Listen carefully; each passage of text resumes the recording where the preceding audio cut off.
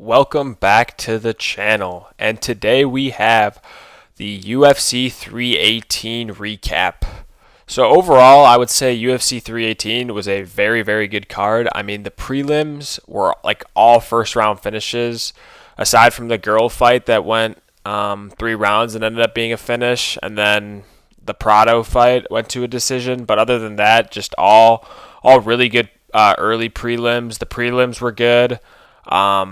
Main card ended up being pretty interesting due to the fact that there was a lot of upsets. No real bad fights in the main card. So I think overall UFC 318 kind of delivered for what people thought was going to be a bit of a dud of a card because there wasn't that many big names, but it ended up turning out to be a badass card. So let's get into the first fight. So the first fight of the night was Nicole Cagliari versus Carly Judas. Carly Judas was just dominating her the entirety of the fight, piecing her up on the feet. You can look at these strike totals. She was just battering her. There might actually be a chance that she kind of turns into a prospect at flyweight. She looked pretty good. And then those strikes started to just add up in the third round. She was, again, piecing her apart at range at the feet.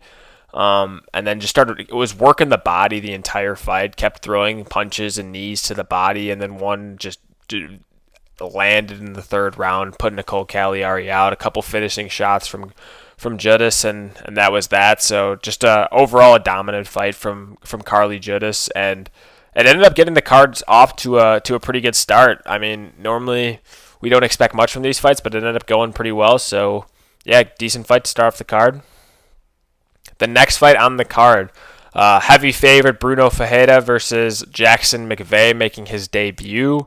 Jackson McVeigh kind of looked like a guy that was making his debut out there. Didn't really look like he belonged. It kind of looked at the beginning like Bruno Ferreira might get a finish on the feet. Then they kind of got turned into like a weird position.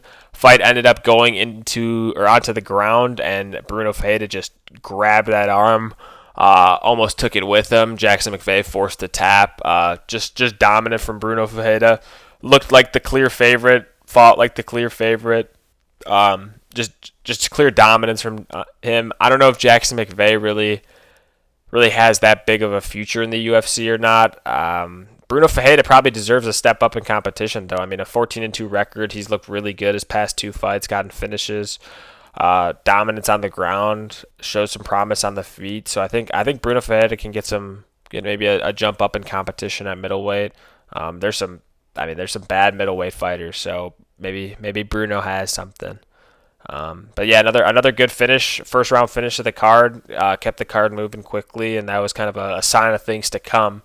As we move on to the next fight of the card, which is Ryan Spann versus Łukasz Brzeski. I picked Łukasz Brzeski. That was foolish. He looked very, very bad this fight. He kept charging in on Spann early and would just get caught with a couple of punches by Spann. It looked very bad. He would do the same thing a couple other times, just rushed in. Eventually, Spann finally took it to the ground, got a nice takedown on Brzeski, and then eventually worked into the guillotine. Brzeski was forced to tap. I mean, Ryan Spann had it cinched up. Just a bad performance from Łukasz Brzeski. I think he's probably cut from the UFC after that.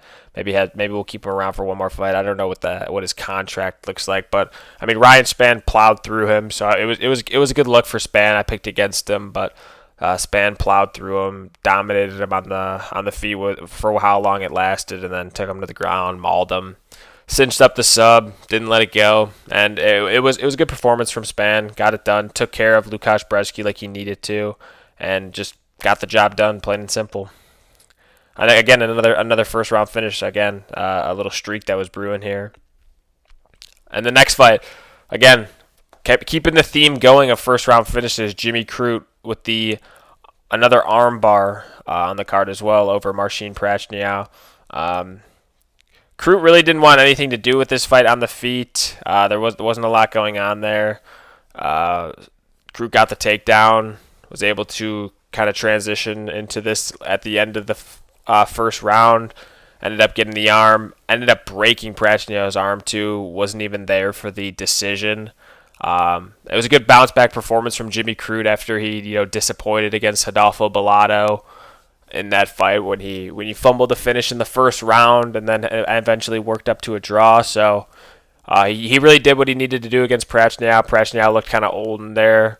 Looked like he was off for a year, and Jimmy Crute really took advantage of that. And again, got a first round finish and was able to show that, maybe the UFC will keep him around for a little bit. Maybe they could stick him on the Australia fight night, but even though that might be a quick turnaround, but he was able to get a first round finish, didn't take any damage, so he might have earned himself another fight at the UFC. So it was a big win for Jimmy Crute, big first round finish, and again, the prelims were off to a great start with all these first round finishes, and it was a good start. Next fight on the card, Islam Dulatov making his debut against Adam Fugit. This fight was dominance. Fugit was kind of staying in there for a second. That control time was him up against the cage, kind of just holding Dulatov. But Dulatov was showing a lot of patience, tagged him a couple of hard times before, really showed that like when he was landing with some thud.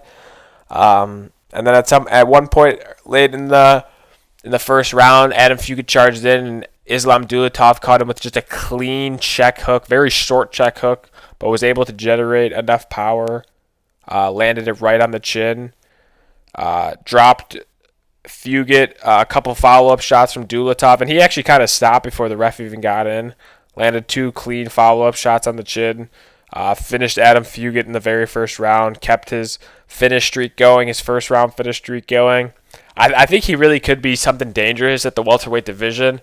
It just is a very stacked division with a lot of young, very talented guys, so we don't really know how he stacks up because this was against Adam Fugit, but Islam Dulatov looked good, kept his finish streak going, looked dangerous on the feet, and he might have something here at welterweight. And again, another first round finish on the card, and this card really looked like it was off to one of those classic kind of card starts.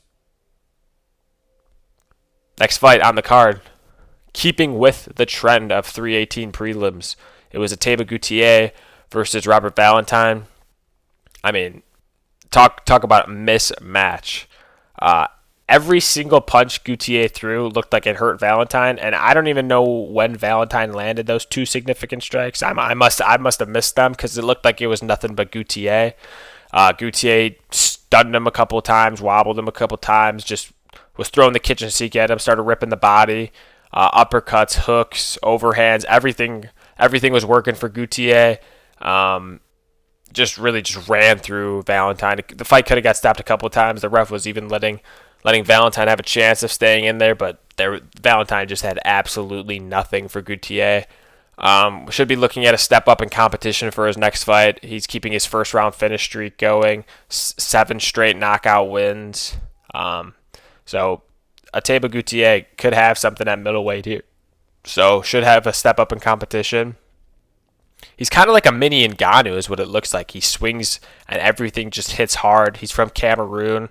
They're both just ripped up. So I mean, maybe we have a little mini weight or a little middleweight mini Ngannou coming here, but obviously it's against Robert Valentine. Torres Finney beat Robert Valentine, so we don't really have to put that much stock into him, but Ateba Gutierrez looked a lot better than than Torres Finney did. So, another good fight, another first round finish, and moving on to the next fight, we had Francisco Prado versus Nikolai Veretennikov.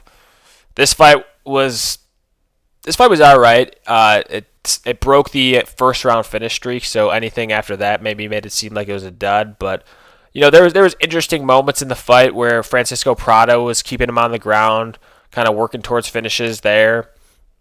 Got him in a submission attempt at one point, but Veretennikov had more success on the feet, was kind of tagging Prado up. Prado, again, looked pretty small for the welterweight division. Again, kind of didn't really look like he belonged there. Maybe should be back down to lightweight, but who knows now with 2 fights at welterweight what he really thinks he's going to do. He might have thought he should have got that decision. That fight really could have went either way. I didn't really feel passionately either way about that maybe being a robbery or not. I thought Veretennikov may have done enough on the feet to get that fight done, but again, not really sure. Veretennikov showed a lot of low IQ moments where he was trying to, spinning wheel kick, and he got himself into tough positions on that. But he was able to have a lot of reversals as well, where Prado would have a takedown. Veretennikov would reverse positions, land off some damage on that, get back to his feet, was able to get some damage up. So that's kind of where I think Veretennikov won the fight in the judges' eyes. Again, Prado has some talent. He can kind of he's not bad anywhere, but he's not big enough for the welterweight division, and I think that really kind of hinders him going forward. And I think that kind of hindered him in this fight too, because Nikolai Veretennikov hadn't won in the UFC, I don't believe, before this. So, but yeah, I got decent win, not a bad fight. Yeah, moving on to the next fight. It was Marvin Vettori versus Brendan Allen.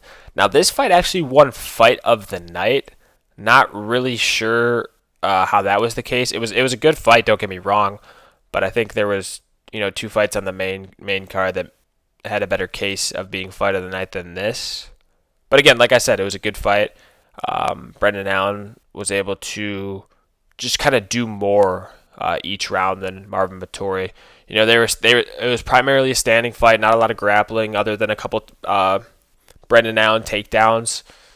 But the first round, Brendan Allen was just landing with a little more thud, was able to bust Marvin Vettori open, and I think that damage really won him that first round. He landed a takedown in that first round. Vettori also got some top position at the end of that first round, but the damage that Brendan Allen inflicted easily won him the first round. That was very clear. Second round was very close. Kind of could have went either way. What got Brendan Allen that round on a couple of the judges' scorecards was the fact that he landed like one or two punches that got a little bit of a reaction out of Vettori, and that was just a little bit more than Vettori did to Allen that round, so that kind of swayed him on that. And then the third round, Brendan Allen just landed a little bit more, was able to get another takedown in that round, and just kind of put the icing on the cake, battered him up another time, and was able to just put the punctuation mark on that fight. Like I said, good fight. Good performance from Brendan Allen to kind of get back on the win streak. I don't think Marvin Vettori looked as bad as he looked against Roman Dolidze either, so that was something beneficial. But I don't think it was Fight of the Night worthy. Brendan Allen got on the mic and acted like he was going to compete for a belt. That's definitely not the case. A competitive fight with Marvin Vettori is not gonna fast track you to a title by any means, but decent little win, decent fight. Not Fight of the Night. Don't know what they were thinking, but good fight and good win from Brendan Allen. Next fight on the card, we had Kyler Phillips and Vinicius Oliveira. Now, this first round was very weird. Kyler Phillips came out on 150% go mode. He was throwing everything that he had in his arsenal, throwing everything he had. Vinicius Oliveira looked like he had no answers for him in the first minute and a half of that fight.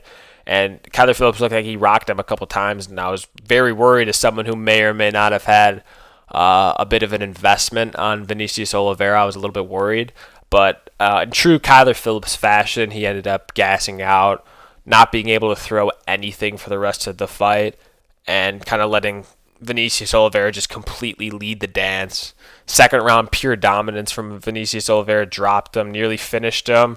The strike numbers were like 40-3. Could have been a 10-8 round, but he just dominated him that round. And then the third round, Vinicius Oliveira was being a little bit too lackadaisical for my liking. Like I said, I may or may not have had a bit of an investment on Vinicius Oliveira, so he's being a bit lackadaisical for my liking. But he was able to do just enough in that third round to win a 2-1, 29-28 on the judges' scorecards decision. I think Vinicius Oliveira looks pretty good for bantamweight. I don't think he took Kyler Phillips all that seriously. So I think against some higher level of competition, which is what he's going to get in his next fight, he's going to be really locked in, and I think he should be a problem at bantamweight. He looks big for the division, and he looks good everywhere. So good win from Vinicius Oliveira over Kyler Phillips. I don't really know where Kyler Phillips goes from there. Kind of a weird fight from him, like I said, all on go mode. I think he was really hunting for a first round finish there and wasn't able to get it. So a good fight from there and good fight to close out the prelims leading into the main card of UFC 318. We had Michael Johnson versus Daniel Zellhuber. Daniel Zellhuber, one of, if not the biggest favorite, I think the biggest favorite on this card. Maybe had turned in the worst performance on this card. Michael Johnson looked better in every facet, was faster than him, landed more than him, threw more than him, was more active than him, was close to finishing him in the second round of this fight. Just, I'm not sure what happened to Zellhuber. He was young and hungry early in his career, was young and hungry in the Rebovix fight, and I guess his soul must have got taken from him because he like looked like he wanted to grit down a couple of times and really bring the fight to Michael Johnson, but he just had nothing for him. He didn't put Michael Johnson in any sort of worry at any point. Michael Johnson kind of was on cruise control the rest of the fight after the knockdown, piecing him up constantly. Just really a lackluster performance from Daniel Zellhuber. Costed a lot of people money. I heard he was in a lot of people's parlays. So just not the kind of performance you want from a young 26-year-old Zellhuber who we thought had, some promise in this lightweight division. I don't know. The announcers were saying that he had put on some size. I guess he looked a little bigger. So, I mean, it looks like he's committed. I don't know what kind of performance. Just a tough fight, maybe tough stylistic fight. But I don't know where they go in competition level next because I don't think Michael Johnson's truly a high level lightweight in the grand scheme of things. So I don't really know what's next for Zellhuber and what kind of opponent he could do well against. But yeah, really underwhelming performance. Good performance from Michael Johnson though. Like I said, dropped him, nearly finished him. Turned in a good performance on the feet. Classic Michael Johnson, showing I'm not done yet. But yeah, not really a great fight to open up the main card after a pretty good prelims. Next fight on the card, Dan Ige versus Patricio Pitbull. Now, in my prediction video, I said this was the fight I was most confident in, and I said that Dan Ige was better than, or maybe on the same level as, Yair Rodriguez, and that couldn't have been more wrong. Dan Ige, I mean, it was a 29-28. It was close at times, but Dan Ige just didn't look good. I mean, Patricio Pitbull was leading the dance. Patricio Pitbull looked better everywhere, was landing more, was better on the ground, had him in a couple tough positions on the ground where Ige was in some trouble, and just not a great performance from Ige. I would have liked Ige to be a little more active. Like, it says that he threw a couple more strikes, obviously, but there's just times when I think Ige could have opened up a lot more, got Patricio Pitbull hurt, put him in some tough positions, but instead he was maybe a little bit timid and didn't want to engage as much. He's not really that much of a volume guy, but I think in a situation like this where Patricio Pitbull is not throwing back with a lot of heat on the end of his punches, I think this was a time where Dan Ige could have opened up a little more, used some of that power that he has. I mean, he has a lot of knockouts in the UFC. I think he could have opened up a little bit more against Patricio and really kind of made something happen, but that wasn't the case. Patricio Pitbull got a good win. Kind of backed up some of his talk that it was some first fight jitters against Yair. So, yeah, Patricio Pitbull will be ranked, looking probably to fight another ranked guy at featherweight. So I guess good performance from Pitbull. A little bit of a head scratcher from Ige, but I guess this is kind of what Ige's career has been. He's kind of gotten propped up into a bit of stardom for taking that fight on short notice, but I guess he kind of is, a win two, lose two, win one, lose one kind of guy. So, yeah, not a great performance from Ige. Made me look a little bit dumb with what I said, but decent performance from Pitbull. Yeah, the main card wasn't off to that great of a start with these two fights, but then the next one was a bang, and that kind of reinvigorated the crowd a little bit. And that was Kevin Holland versus Daniel Rodriguez. Now, this was another fight where Kevin Holland, big favorite, and I was very confident that Kevin Holland was going to get this done. Big Kevin Holland fan. However, Kevin Holland wasn't able to get a takedown early on in this fight. He shot a couple times in the first round, wasn't able to get it. Daniel Rodriguez was kind of able to shuck him right off of him.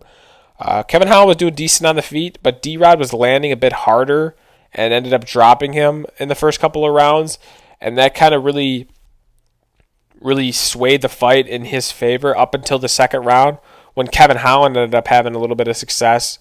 And then into the third round when this fight really turned into a banger and a fight that I kind of thought was going to end up winning fight of the night. Definitely had a better case to winning fight of the night than Vettori versus Allen. I think that should be kind of clear. I mean, even if people say that this was like maybe a low-level fight, not a high skill level, I think it still was a banger fight. There was close times when Kevin Holland was nearly finished by D-Rod. I mean, Kevin Holland has never gotten knocked down in his career, and D-Rod knocked him down twice. Nearly had him out of there, and then Kevin Holland was able to flip the script in round 3, drop D-Rod, had him up against the cage, like nearly out. But then Kevin Holland went to pounce on a submission, and that ended up costing him the fight as he went for submission over position. D-Rod was able to escape that submission and was able to end the fight on top position, stay safe, and eke out the 29-28 decision. Kevin Holland was a little bit frustrated. I've seen some things saying maybe Kevin Holland won that fight. I don't really agree. I think D-Rod did get a 2-1 win. It was close though. Kevin Holland does have a case, but Kevin Holland should be making it look that close against D-Rod. Kevin Holland came out with a tweet saying that he felt like a bar of soap, so I guess he's kind of, alleging that he was greasing. Either way, I think Kevin Holland should know. I mean, D-Rod has been good. He's been ranked before. He's on a little bit of a win streak now, but I think Kevin Holland thinks that he's on a higher level than D-Rod. I thought he was on a higher level than D-Rod, so bit of a disappointing performance if you're Holland. Was able to have a chance of finishing it. Turned into a good fight. Again, 4th fight of the year, though. All UFC fans should be appreciative of Kevin Holland. Turned into a good fight. I think that's why they should have also got an extra $50K, but no, it had to go to Vittorio versus Allen. But either way, good fight. Was able to kind of rejuice the main card and bring some energy back into the place. Next fight on the card, Paulo Costa versus Roman Kopylov. I said that Paulo Costa would kind of turn back to his old self. This is kind of where I redeemed myself in my predictions. I said he would turn back to his old self, start walking people down again, start being aggressive, not being this passive, tentative Paulo Costa that we didn't know of before. And what did we get? We got an aggressive Paulo Costa, and I couldn't have been happier to see it take place. A lot of the favorites were losing. A lot of the picks that I had were losing. So this one kind of got me back hyped up that Paulo Costa was able to just walk down Roman Kopylov. Roman Kopylov had no answers for Paulo Costa. Paulo Costa has a granite chin, so he was not concerned with any of the heat that was coming back from Roman. There was a couple times where he tagged him, but it was nothing that Paulo Costa hasn't been hit with before. Paulo Costa was landing nicely, nice combinations, good kicks to the body. Threw a couple high kicks, was able to drop him at one point, almost got him out of there. Just a really clinical fight from Paulo Costa. Came in amped up, came in juiced up, needing a win. Like I said, back against the wall, was in a bad losing streak. But he was facing high levels of competition. Like I said, Strickland, who had just fought for the belt, Robert Whittaker, one of the best middleweights of all time. It was going to be a tough competition for him in those fights, and he got it done. So big win for Paulo Costa. Back in the win column, and we'll have big fights coming up. And the last fight on the card, we had Max Holloway beating Dustin Poirier by unanimous decision. Now this one obviously hurt my heart, ripped my heart out, destroyed my heart, stepped on my heart, did everything bad to my heart that it could. But at least if one person was going to do that to me, it was Max Holloway. Max started off good, was cleaner than Dustin, was landing hard shots on Dustin, dropped Dustin early, got him in a lot of trouble early.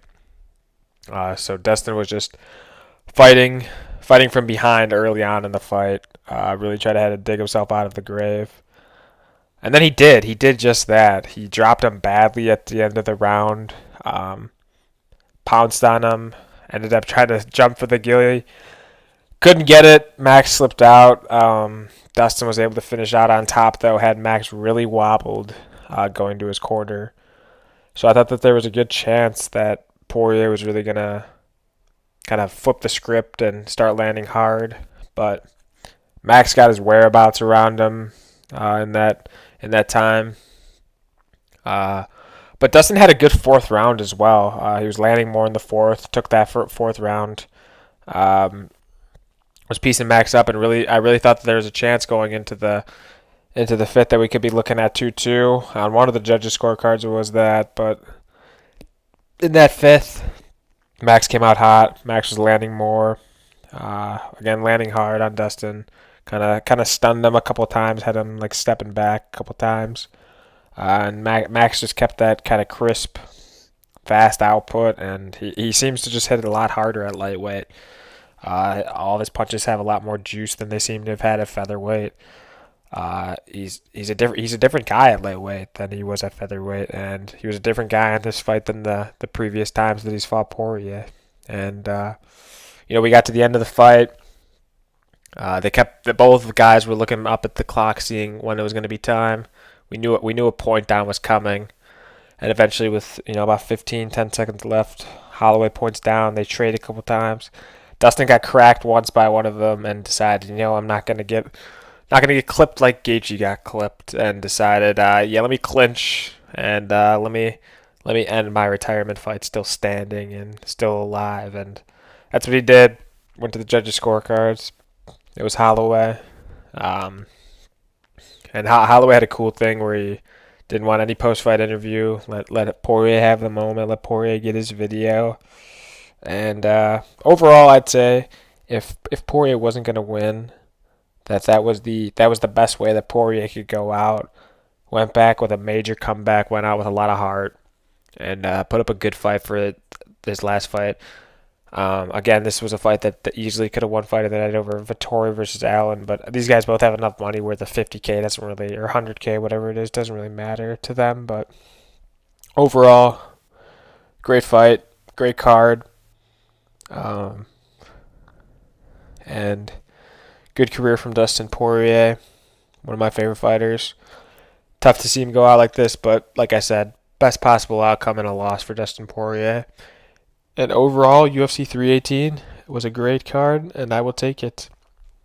Saudi Arabia coming up this week, so we'll be looking forward to that.